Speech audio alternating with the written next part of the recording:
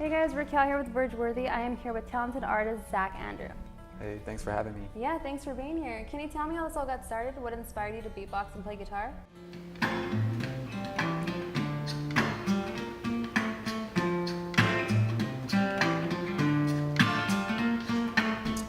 Yeah, it all started back in high school, kickback days, hanging out with friends. It all started in a cypher circle where everybody gets together, gets in a circle, busts freestyles off the dome, raps.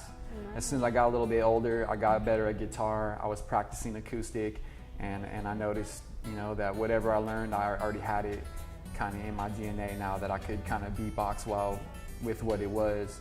Nice. Well, your guitar playing skills are so on point. Can you tell me how much effort and time you put into perfecting your craft? I was able to, hit those performances that we just did now for the feature, first try, just because each one of them, I've probably, for the past 50 plus days straight, I've played at least like 10 to 15 times every single day, each one of those songs for crowds, whether it's up on the pier, up on the promenade, Venice, Hollywood Stars, Vegas Strip. So, when you do it every single day, you get another level of polish, and that's how it felt. Like I said, I've seen little kids go up to you and take pictures with you. That has to be an really good experience. What would you advice you give to the younger generation of musicians trying to make it, especially being a full-time musician that you are? You got to find your own niche. It's so, especially if you're trying to be an independent musician and be a hustler like that, there's nothing I could tell you that's a rule of thumb that you have to do, except for the fact that you have to wake up every single day and work on it. Like what might work for me and spots that might work for me and hustles that might work for me totally won't work for another person, maybe, or maybe it will. But, in general, I've learned that music is really a universal experience, So when you say little kids coming up to me, when it comes to instrumental music and the beats and strings, it's the finger style guitar with the beatbox. As far as that niche, it's perfect for street shows because it covers any demographic. People, older people, wherever they came from, tourists from all over the world have shown me crazy appreciation, and it's just made me very I used to think music was very a subculture, all about being in this subculture that's kind of exclusive and stuff like that. And it's these experiences have kind of made me feel totally different. It doesn't even, it transcends all of that. So that's what I have taken away from it, and it's been something really profound that I've thought since I've been playing out there. Awesome. What would you say your pros and cons are of being a full-time musician, especially constantly being on the hustle? You work so many days in a row that you've been the cons, do we have 3 hours? You're gonna experience failure after failure. Before I found this little niche style that I'm playing, I was trying to be in punk bands, I was trying to be in metalcore bands and this and that. There's years and years of just doing whatever and things not sticking. So you have to, as an artist, you have to accept when you're putting out something subpar or something's not working and failing. You have to look it dead in the eye and just move on to the next thing, move on to the next try, the next whatever, and just be objective, be self-honest, and stay on the grind, because it might be a lot of broke days. You might suffer a lot, and you might, if you're not really about it, if it's not really your purpose to what you're doing, and you really don't feel like you have something to bring to the market, and you're just trying to aggrandize yourself or blah blah blah, in it for the wrong reasons, you're not going to make it. You're going to try to get lucky, and it's not going to happen. You're not going to be going out day after day after day after day after day. So, everybody has to go through that thought process for themselves. What would you say it is, though, that makes you so different from everyone out there, and how much pressure do you put on yourself? I put too much pressure on myself. It's a detriment to my progression. I don't like to go out unless I have a super solid product, or I just feel like a goon. So what was the question? You have to have a crazy desire, basically, and sit there and mold yourself, as much as you can toward your success. I don't know what makes me that different.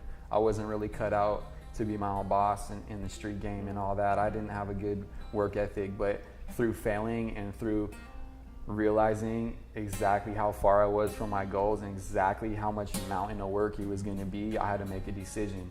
either gonna get up and work on this every single day or just can it. Yeah, Just go jump off a you have to hotel. be really persistent and like you Right. just kind of keep at it, that's what you do. Like I said, That's you've been it. on your. Do you think so, like physically and mentally, to prepare yourself for your sets?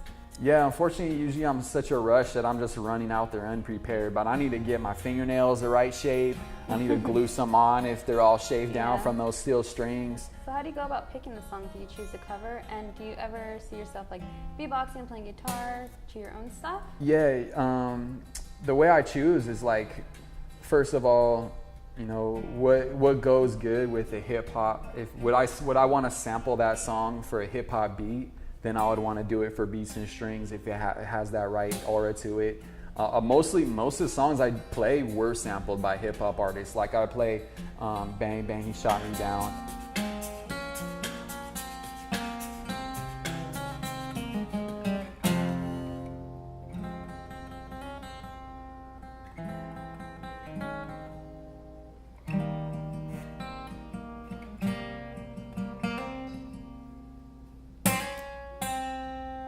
So you also rap, I hear.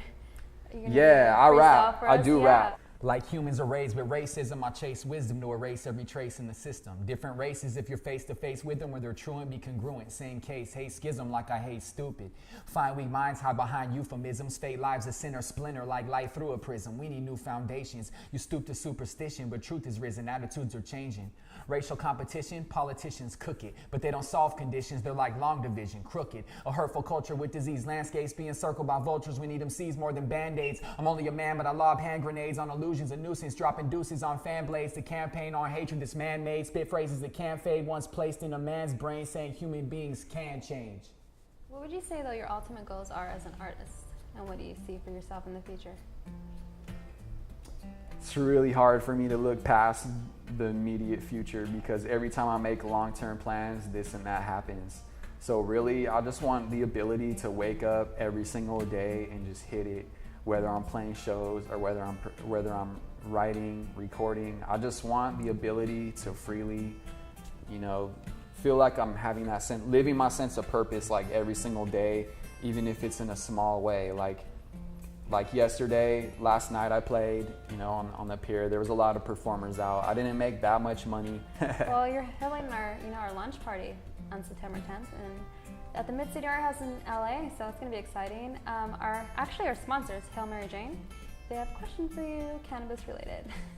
Yeah, I'm hype on that. Yeah. So how would you say like cannabis has, could influence an artist's creative process? It's pretty stark actually, because first of all, you get completely lost in the actual act of the art itself. Once you zone into it, it's like you have another level of concentration towards what you're doing, which allows you to add something to it. You get so enveloped in your sound or whatever that you're doing. It's gonna give you a little bit of an edge. And also when you listen to your own stuff or you look at your own art, you're gonna have a better level of objectivity of what you're looking at, kind of.